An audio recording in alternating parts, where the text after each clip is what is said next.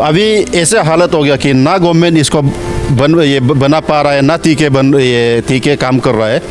तो हमने मिनिस्टर का ऑफिस में 2-3 बार गया, उसमें सिर्फ टर्मिनेट कर रहा है। टर्मिनेट कब करेगा? पब्लिक का ही तो पैसा है ना, पब्लिक का ही टैक्स का पैसा तुम लोग को मिला उसको बनाने के लिए, उस पैसे का भी तो मिसयूज हो रहा है ना। अभी देखो दूसरा डिस्ट्रिक्ट लोग बहुत आगे बढ़ रहा है स्पोर्ट में, जैसे कि फुटबॉल ये सब में, लेकिन हमारा वेस्ट सियांग जो है आपका एक ही पील होने का कारण से अभी बहुत पिछड़ा हुआ है। ये पील को हम लोग बनाएगा अभी, अगर गवर्नमेंट अगर फंडिंग भी नहीं करता है, कुछ भी नहीं करता है बोलने से, हम लोग इसको खेलने लायक बना के हम लोग फिर से क्या हमें खेल शुरू कर देगा।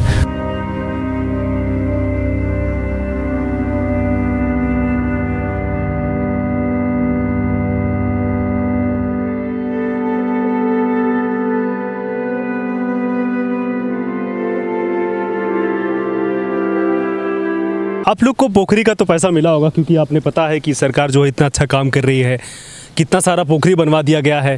शायद आपके घर में भी मिल गया होगा, आप लोग को भी एक एक इंसान को, या बोले तो गांव-गांव में एक एक पोखरी तो मिल गया होगा, क्योंकि सरकार जो है अपने नागरिकों के लिए, अपने आदमियों के लिए इतना सोचती है। और खासकर बात करें अरुणाचल सरकार की, जिसका कोई जवाब ही नहीं है, उन्होंने कहीं भी कोई भी कमी नहीं छोड़ी है, इतना डेवलपमेंट किया है कि जिसके बारे में हम बताते बताते थक जा रहे हैं। आज हम एक पोखरी में मौजूद हैं, आप ये पोखरी देख लीजिए, ये इसमें पोखरी में पानी भी हो गया है और पत्थर भी हो गया है, साथ साथ में इसे मछली डालना बाकी रह गया है। शायद अब की बार जो स्कीम नया आएगा तो उसमें मछली जो है उसको डाल देंगे, तो धीरे धीरे इसमें एक बिजनेस का उनका वो बन जाएगा।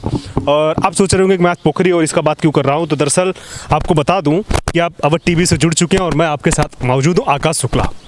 मैं अभी अरुणाचल प्रदेश के सबसे बढ़िया देखने में जो प्राकृतिक सुंदरता वाला ज़िला है वहाँ मैं मौजूद हूँ, आलो में मौजूद हूँ। और आलो का स्टेडियम मेरे पीछे आप देख रहे होंगे, या फिर आप जिधर भी देखेंगे आलो का स्टेडियम है।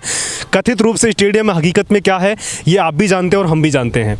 हम यहाँ में घुसते ही हमने सबसे पहले आलो का न्यूज़ बनाना ठीक समझा कि आलो में अगर हम लोग आए हैं तो सबसे पहले आलो का स्टेडियम को न्यूज़ बनाएं, क्योंकि बहुत दिनों से, हमने कई दिनों से या फिर बोले कई सालों से लगातार हम लोग आलो का स्टेडियम के बारे में सुन रहे हैं। 10 साल से स्टेडियम बन रहा है। टोटल अरुणाचल प्रदेश में 6 स्टेडियम बनाने के लिए आए थे। शायद आपको पता होगा कि वो 6 स्टेडियम का हाल कहाँ कहाँ है और कैसे कैसे है, वो भी आपको पता है। 3 यूडी को मिला था, 3 स्पोर्ट्स को मिला था।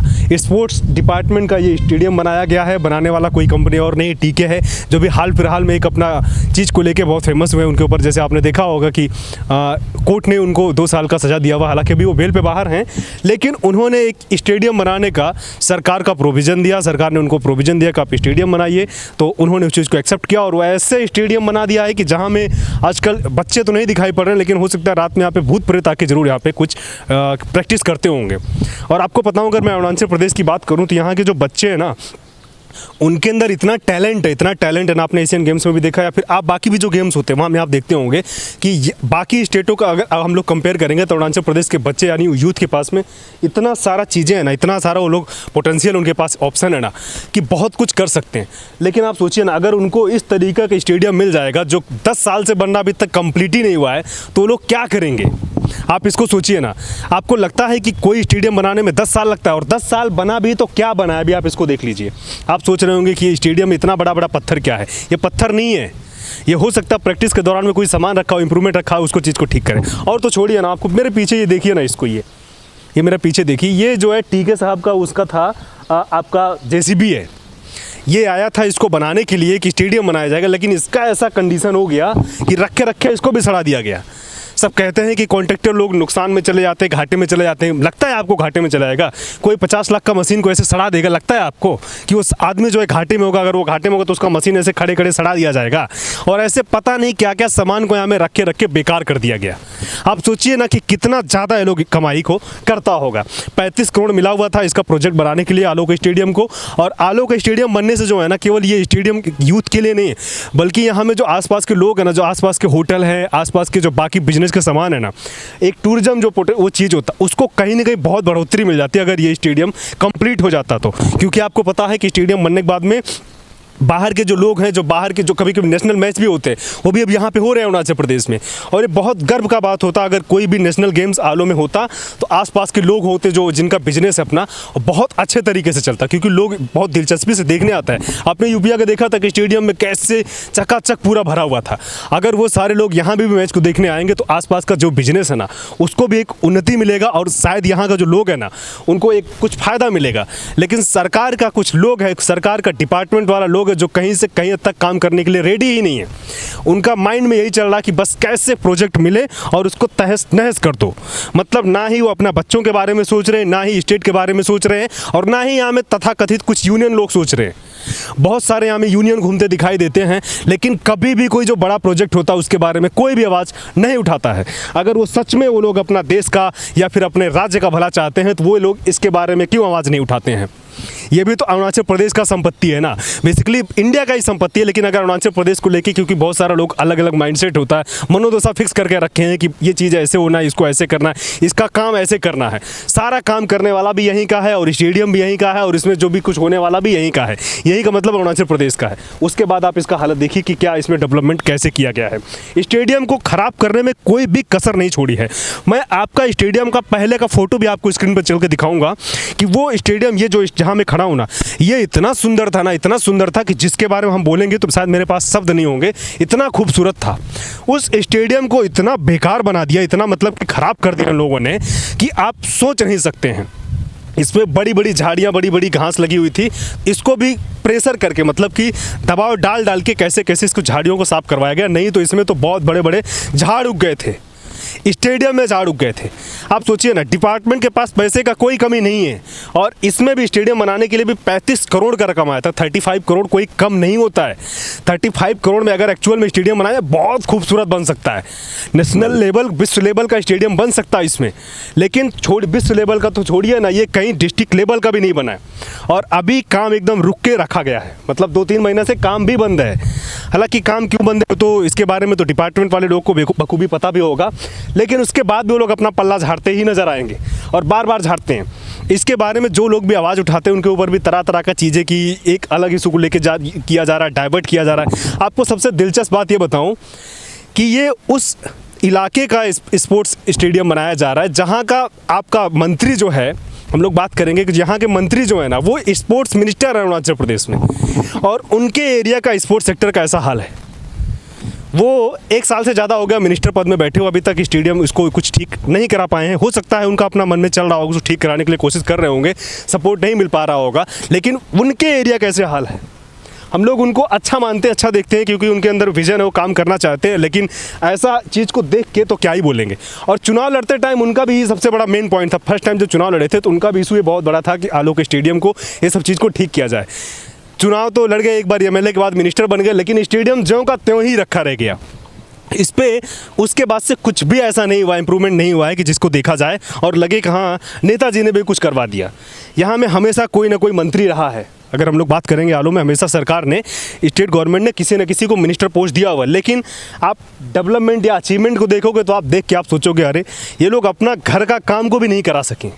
मतलब जो इनका अपना घर का काम है ना उसको भी नहीं करा पाए हैं, और इसको देख के बड़ा अफसोस आ रहा है और मुझे बहुत शर्म भी आ रहा है ये बताते हुए कि अगर ऐसे स्टेडियम में बच्चों लोग को खेलने के लिए मजबूर किया जाएगा या खेलने को बोला जाएगा तो कहाँ से वो चीज़ को कोई मेडल लेके आ पाएंगे। ये सोचिए ना, कितना सारा स्पोर्ट्स का चीज़ होता है, स्पोर्ट्स में कितना सारा फंड आता है, कहाँ जाता है किसी को पता भी नहीं चलता है। अब तो यही बचा है क्योंकि हाईवे थोड़ा सा अच्छा है, जो आपका सेंट्रल गवर्नमेंट के द्वारा बनाया गया, बीआरओ द्वारा हाईवे वो अच्छा है, तो हमको लगता है कि उस हाईवे पे अब नया गेम शुरू करना पड़ेगा, क्योंकि स्टेडियम तो है नहीं और खेलने का कोई जगह नहीं। बाकी मैं इस चीज़ को लेकर जो यहाँ के स्थानीय लोग हैं और एक सोशल एक्टिविस्ट हैं, मैं यहाँ बहुत फेमस है, आपके आलो के बारे में आपने सुना होगा, न्यातुम बागरा, जो हमेशा स्टेडियम को लेकर या बाकी यहाँ के जो चीज़ें हैं उसको लेकर आवाज़ उठाते रहते हैं। हम लोग उनसे बातचीत करेंगे और पता करने की कोशिश करेंगे कि अभी तक इसमें क्या इंप्रूवमेंट हो रहा है, क्योंकि वो बहुत दिनों से इसका कोशिश कर रहे हैं कि स्टेडियम कैसे भी किसी भी हाल में बनना चाहिए। और हम उनसे एक बार थोड़ा अपडेट भी लेने का कोशिश करेंगे कि क्या कुछ इसका अभी प्रेजेंट टाइम का माहौल चल रहा है, क्या कुछ बनने का दिलासा फिर दिलाया जा रहा है, या बोला जा रहा है कि 2 साल लगेगा, 5 साल लगेगा, या 10 साल अभी इसको बनाने में लगा तो आने वाले समय में भी 10 साल लगेगा। इन सब चीज़ को लेकर हम उनसे एक बार बातचीत करते हैं और आपको बताते हैं। जैसा कि मैंने आपको बताया कि मैं न्यातुम बागरा जी से बातचीत करूंगा और पता करने की कोशिश करूंगा कि ये स्टेडियम का क्या अभी प्रेजेंट टाइम का सिचुएशन चल रहा है और अब तक क्या कितना बार इन लोगों ने प्रोग्राम किया और कितना बार सरकार से मिलने का कोशिश किया और अब तक का रिस्पॉन्स क्या है। आपका बहुत बहुत स्वागत है। Thank you. ये स्टेडियम के बारे में आप क्या बताना चाहेंगे? ये स्टेडियम के बारे में बहुत दुखी है। तो इसको हम लोग से पहले आपका कुछ ऑर्गेनाइजेशन जो है इसका खिलाफ आवाज़ उठाया था। तो हम लोग सोच रहा था कि हम लोग तो स्पोर्ट अथॉरिटी का है, NGO है, तो हम लोग का पास इतना मैन पावर नहीं है जितना वो लोग का पास है। लेकिन भी बाद में होते होते जब वो लोग से भी कुछ असर नहीं हो रहा था तब हम लोग आगे आ गया फ्रंट में। तो हम लोग मई से शुरू किया था, May 28 आपका विधानसभा का रिजल्ट से पहले से हम लोग इसको आवाज़ उठाना शुरू किया था। उसके बाद हम लोग मिला आपका ये को स्पोर्ट मिनिस्टर का ऑफिस में। स्पोर्ट मिनिस्टर सर ने जो TK को बुलाया था, TK का टीम को, उसमें तचिरोतु जी, उसका भाई और उसका एक लीगल एडवाइजर आया था। तो वो लोग का साथ हम लोग ठीक से बात किया। तो वो लोग को हम लोग ने बोला कि आप लोग आलो में जाके आलो का पब्लिक को आप लोग एश्योरेंस देना पड़ेगा। तो उसमें 19 जून को उसने आलो आया था, MDT के आलो आके आलो का पब्लिक को DC कॉन्फ्रेंस हॉल में DC का सामने में एग्रीमेंट किया कि वो जैसे भी कम्प्लीशन कर देगा। तो उसका बाद अक्टूबर 31 तक हम लोग टाइम दिया था। तो होते होते हम लोग फिर काम जब नहीं हो रहा था तो फिर हम लोग आवाज़ उठाए। तो बाद में मिनिस्टर ने हम लोग को टाइम दिया कि ये आपका 31 दिसंबर तक थोड़ा रुक दीजिए, हम उसका बाद अगर कम्प्लीशन नहीं करते तो आप लोग जो बोलेगा हम लोग सुन लेगा। तो उसका बाद भी हम लोग उसका बावजूद हम लोग मार्च तक रुका है। मार्च तक रुकने के बाद भी अभी देखा है तो 2 महीना से आदमी नहीं है, लेबर नहीं है, काम कुछ मटेरियल्स नहीं है। इसमें एक JCB चरा वाला है, एक DG सेट है और एक मिक्सर मशीन है TK का। तो अभी ऐसे हालत हो गया कि ना गवर्नमेंट इसको बना पा रहा है, ना TK काम कर रहा है। तो हमने मिनिस्टर का ऑफिस में 2-3 बार गया, उसमें सिर्फ टर्मिनेट कब करेगा, हम लोग फेड अप हो गया। अभी देखो दूसरा डिस्ट्रिक्ट लोग बहुत आगे बढ़ रहा है स्पोर्ट में, जैसे कि फुटबॉल ये सब में। लेकिन हमारा वेस्ट सियांग जो है आपका एक ही पील होने का कारण से अभी बहुत पिछड़ा हुआ है। वेस्ट सियांग का जितना पिलर्स है, वेस्ट सियांग एक समय में स्पोर्ट का हब था, स्पेशली आपका फुटबॉल बोलो, वॉलीबॉल बोलो, एथलेटिक्स बोलो, वेस्ट सियांग से बहुत आदमी आगे बढ़ता था। लेकिन अभी ये जब से ये जनरल ग्राउंड जब से दीपंगपुरा हुआ है तब से डिस्ट्रिक्ट का स्पोर्ट बहुत घट गया अभी। तो इसलिए हम अभी गवर्नमेंट का भी बात नहीं सुनेगा। अभी पब्लिक को ये अपील कर रहे हैं कि आप लोग हम लोग को मदद कीजिए ये ग्राउंड को अभी ठीक करने में। तो अभी हम लोग खुद से ये ग्राउंड को ठीक करेगा, कल परसों से इसको हम लोग शुरू करेगा मेंटेनेंस। उसके बाद यहाँ में हम लोग खिलाना शुरू करेगा इसको, ये ग्राउंड को। गवर्नमेंट का बात सुन के अभी हम लोग फेड अप हो गया। अभी गवर्नमेंट बोलो, एडमिनिस्ट्रेशन बोलो, जो बोलो हमको अरेस्ट करो, जो करो वो हम अभी पीछे मुड़ के नहीं देखेगा। अरेस्ट करना भी कीजिए, लेकिन इसको अभी पब्लिक खेलने तक हम लोग बना देगा ये ग्राउंड को। इसको बनाने के लिए तो सरकार ने ऑलरेडी पैसा भी तो दिया है ना बनाने के लिए। वो पैसा भी तो अगर नहीं आप लोग इसको ठीक कर देगा तो वो पैसा तो उसको मिसयूज कर देगा वो लोग। वो तो पैसा नहीं देगा आपको ठीक करने के लिए ना, कि आपको मेंटेनेंस करने के लिए, इसको करने के लिए आपको तो नहीं देगा। तो वो पैसा भी तो कहीं ना कहीं जो पब्लिक का ही तो पैसा है ना, पब्लिक का ही टैक्स का पैसा तो उन लोग को मिला उसको बनाने के लिए। उस पैसे का भी तो मिसयूज हो रहा है ना, ये चीज़ को भी तो आप थोड़ा इसको देखिए। पैसा तो गवर्नमेंट कब मिसयूज नहीं करता है। गवर्नमेंट से लेके अभी तो करप्शन तो आपका नीचे से लेके ऊपर तक बाल का जैसे करप्शन है। गवर्नमेंट भी कुछ करप्शन है, करप्शन का अगेंस्ट कहाँ एक्शन लेगा। ये पैसा जहाँ जाना है जाओ, उसको हम लोग मालूम नहीं, हम लोग को ग्राउंड चाहिए।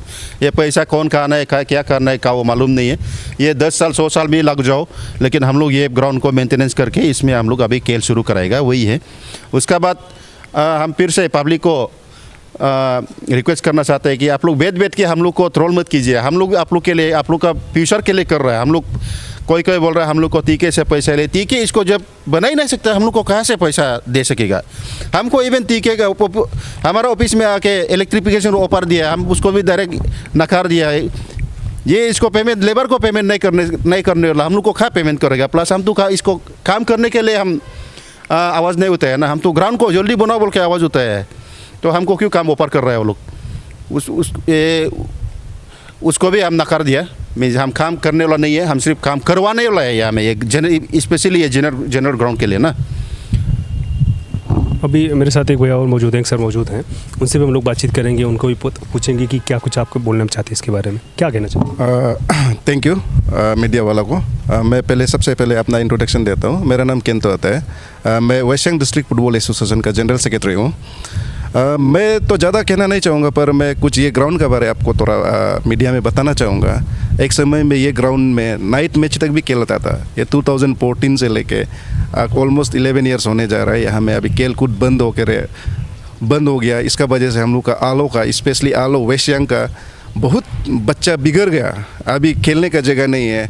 हायर सेकेंडरी ग्राउंड एक है जो आलो का टाउन के बीच में, वो भी ज़्यादातर डिस्ट्रिक्ट एडमिन जैसे 15 अगस्त और रिपब्लिक डे सब ये में यूज करता है, तो उसको कहीं बंद करके रख देता है। और स्कूल का तो एक्टिविटी चलता है, इसमें बंद करके रख देता है। तो हम लोग का लड़का लोग का बस खेलने का जगह नहीं है। तो हम लोग ये ओलंपिक प्रेसिडेंट के साथ हम भी साथ देना चाहूँगा।